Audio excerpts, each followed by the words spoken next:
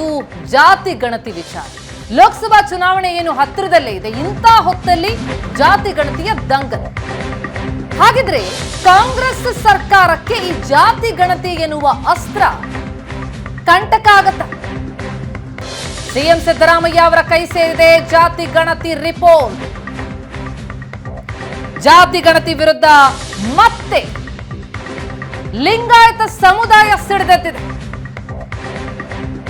ಕಳೆದ ಬಾರಿ ಧರ್ಮ ವಿಭಜನೆಯ ಆ ಪ್ರಯತ್ನ ಏನಿತ್ತು ಅದು ಬಹಳ ದೊಡ್ಡ ಎಕ್ಸ್ಪೆನ್ಸಿವ್ ಆಗ್ಬಿಟ್ಟಿತ್ತು ಕಾಂಗ್ರೆಸ್ ಪಾಲಿಗೆ, ಸಿದ್ದರಾಮಯ್ಯನವರ ಪಾಲಿಗೆ. ಆದ್ರೆ ಮತ್ತದೇ ಅಸ್ತ್ರ, ಜಾತಿ ಗಣತಿ ಅಸ್ತ್ರ ಈ ಬಾರಿ ಕಾಂಗ್ರೆಸ್ ಸರ್ಕಾರ ಕೈಗೆತ್ಕೊಳ್ತಾ ಇದೆ. ಏನು ಕೈ ಸೇರಿದಂತಹ ಜಾತಿ ಗಣತಿ ರಿಪೋರ್ಟ್ ಅನ್ನ ಬಹಿರಂಗ ಆದಲ್ಲಿ ಅಥವಾ ಅದನ್ನ ನಿಜಕ್ಕೂ ಪ್ರಯತ್ನ ಪಟ್ರೆ ಲಿಂಗಾಯತ ಸಮುದಾಯ ಅದರ ವಿರುದ್ಧ ದಂಗೆಡುವಂತಹ ಸಾಧ್ಯತೆಗಳು ಕಂಡು ಬರ್ತಾ ಇದೆ. ಯಾಕಂದ್ರೆ ವೀರಶೈವ ಮಹಾಸಭಾ ತೀವ್ರ ವಿರೋಧವನ್ನ ಜಾತಿ ಗಣತಿ ವರದಿಗೆ ವ್ಯಕ್ತಪಡಿಸ್ತಾ ಇದೆ. ವರದಿ ವಿರೋಧಿಸಿ ಪ್ರಕಟಣೆಯನ್ನ ಹೊರಡಿಸಿದೆ ಲಿಂಗಾಯತ ಸಮುದಾಯ. ಜಾತಿ ಗಣತಿ ವರದಿ ಯಾವುದೇ ಕಾರಣಕ್ಕೂ ಅಂಗೀಕರಿಸಬಾರದು ಅಂತ ಒತ್ತಾಯ ಮಾಡಿದೆ. ಅಖಿಲ ಭಾರತ ವೀರಶೈವ ಲಿಂಗಾಯತ ಮಹಾಸಭಾ ಪಟ್ಟು ಹಿಡಿದಿದೆ.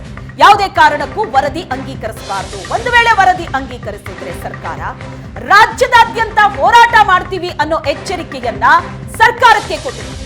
ಈ ವರದಿ ರೆಡಿಯಾಗಿ ಸುಮಾರು 8 ವರ್ಷ ಆಗಿದೆ. ಈ ಅವಧಿಯಲ್ಲಿ ಜನಸಂಖ್ಯೆಯಲ್ಲಿ ಸಾಕಷ್ಟು ಏರುಪೇರಾಗಿದೆ. ಕೋವಿಡ್ನ ನಂತರ ರಾಜ್ಯದಲ್ಲಿ ಸಾಕಷ್ಟು ವ್ಯತ್ಯಾಸಗಳಾಗಿದೆ. ಈ ವರದಿಯಿಂದ ಎಲ್ಲಾ ಸಮುದಾಯಗಳಿಗೂ ಕೂಡ ಅನ್ಯಾಯ ಆಗತ್ತೆ. ಹಾಗಾಗಿ ಈ ವರದಿ ಅಂಗೀಕರಿಸಬಾರದು ಅಂತ ವೀರಶೈವ ಲಿಂಗಾಯತ ಸಮುದಾಯ ಪಟ್ಟು ಹಿಡಿದಿದೆ. ಆದ್ರೆ ಈ ಅಸ್ತ್ರ ಸರ್ಕಾರಕ್ಕೆ ಯಾವ ರೀತಿ ಮುಳುವಾಗತ್ತೆ? ಹಾಗಾದ್ರೆ ಬಹಳ ದೊಡ್ಡ ಹೊಡೆತ ಕೊಡುವಂತಹ ಸಾಧ್ಯತೆ ಇದೆಯಾ? ಯಾಕಂದ್ರೆ ಇಡೀ ಒಂದು ಸಮುದಾಯ ಈ ವರದಿ ಬಗ್ಗೆ ಸಿಡಿದೆದ್ದಿದೆ, ಆಕ್ರೋಶವನ್ನ ವ್ಯಕ್ತಪಡಿಸ್ತಾ ಇದೆ. ಈ ವರದಿಯೇ ವೈಜ್ಞಾನಿಕವಾಗಿಲ್ಲ ಅನ್ನೋ ಆರೋಪವನ್ನ ಮಾಡ್ತಾ ಇದೆ. ಸರ್ಕಾರದಲ್ಲಿರುವಂತಹ ಕೆಲ ಶಾಸಕ ಸಚಿವರುಗಳೇ ಈ ವರದಿ ಬಗ್ಗೆ ಅಪಸ್ವರ ಎತ್ತಿದ್ದಾರೆ. ಇಷ್ಟೆಲ್ಲ ವಿರೋಧದ ನಡುವೆಯೂ ಕೂಡ ಸರ್ಕಾರ ಒಂದು ವೇಳೆ ಈ ವರದಿಯನ್ನ ಅಂಗೀಕರಿಸಿದ್ರೆ ಅದರ ಹೊಡೆತ ಯಾವ ರೀತಿಯಾಗಿರುತ್ತೆ? ಇದ್ರ ಬಗ್ಗೆ ಮತ್ತಷ್ಟು ಡೀಟೇಲ್ಸ್ ಅನ್ನ ಕೊಡ್ತೀವಿ. ಜಾತಿ ಜನಗಣತಿ ಅನ್ನೋದು ಬಹಳ ದೊಡ್ಡ ದಂಗಲ್ಗೆ ಈಗ ಕಾರಣವಾಗ್ತಾ ಇದೆ. ಇದ್ರ ಬಗ್ಗೆ ಮತ್ತಷ್ಟು ಡೀಟೇಲ್ಸ್ ಕೊಡ್ತೀವಿ. ಅದಕ್ಕಿಂತ ಮೊದಲು ಒಂದು ಚಿಕ್ಕ ಬ್ರೇಕ್.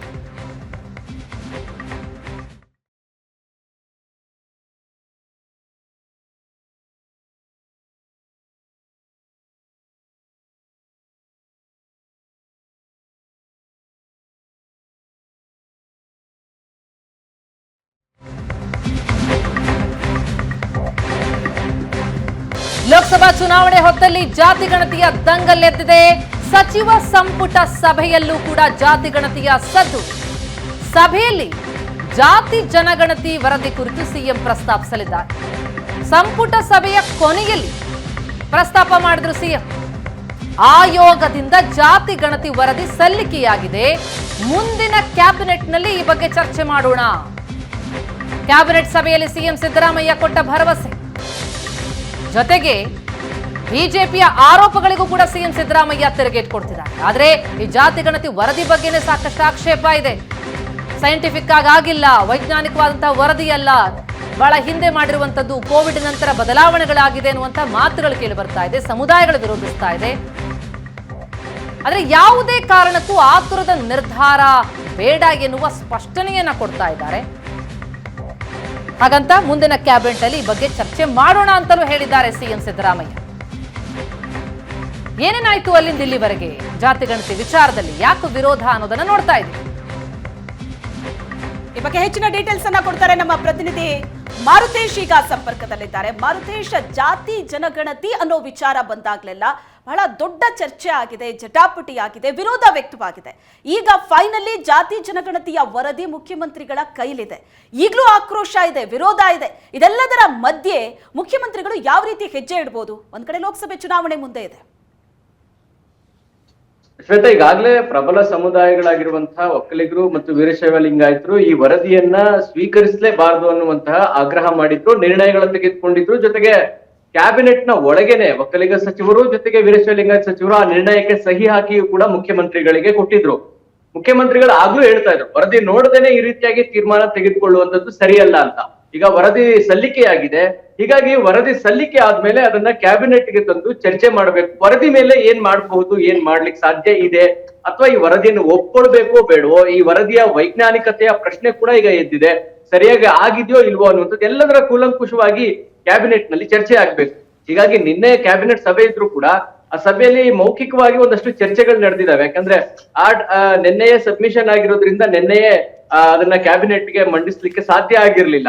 ಸೊ ಹಾಗಾಗಿ ಕೊನೆ ಅದು ಕ್ಯಾಬಿನೆಟ್ ಮುಗಿಯುವ ಹಂತಕ್ಕೆ ಬಂದಾಗ ಈ ವಿಚಾರದ ಕುರಿತು ಚರ್ಚೆಯಾಗಿದೆ. ಈ ಬಗ್ಗೆ ಮುಂದಿನ ಕ್ಯಾಬಿನೆಟ್ ನಲ್ಲಿ ನಾವು ಡೀಟೇಲ್ ಆಗಿ ಚರ್ಚೆ ಮಾಡೋಣ ಅನ್ನುವಂಥದ್ದನ್ನ ಹೇಳಿದ್ದಾರೆ.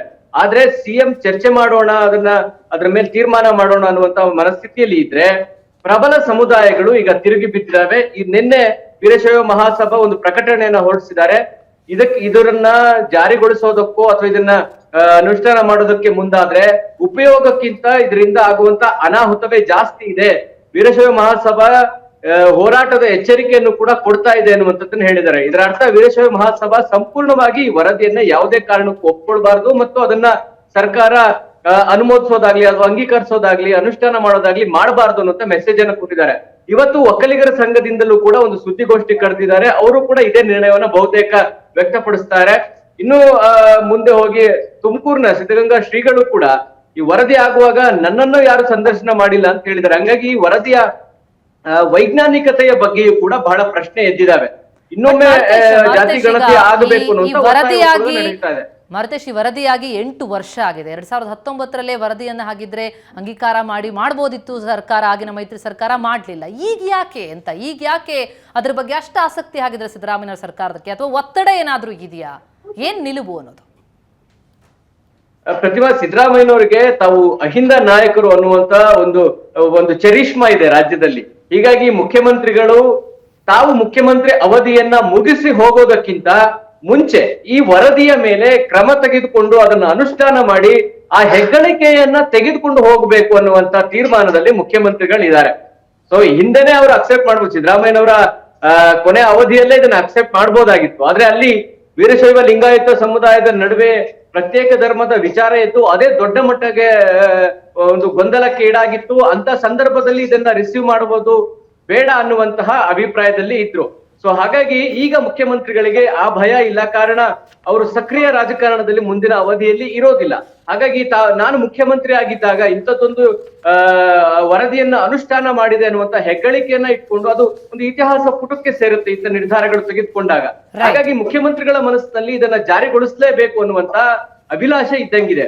ಆದ್ರೆ ಈಗ ಲೋಕಸಭಾ ಚುನಾವಣೆ ಮುಂದಿನ ಸಂದರ್ಭದಲ್ಲಿ ಆಗಬಹುದಾದಂತ ರಾಜಕೀಯ ಸ್ಥಿತ್ಯಂತರಗಳು, ಇದನ್ನೆಲ್ಲ ಗಮನದಲ್ಲಿ ಇಟ್ಕೊಂಡು ಮುಖ್ಯಮಂತ್ರಿಗಳು ಯಾವ ತೀರ್ಮಾನ ಮಾಡ್ತಾರೆ ಅನ್ನೋದು ಕುತೂಹಲ ಮೂಡಿಸಿದೆ. Prathima, thank you so much Maruthesh ತಮ್ಮೆಲ್ಲ ಮಾಹಿತಿಗೆ.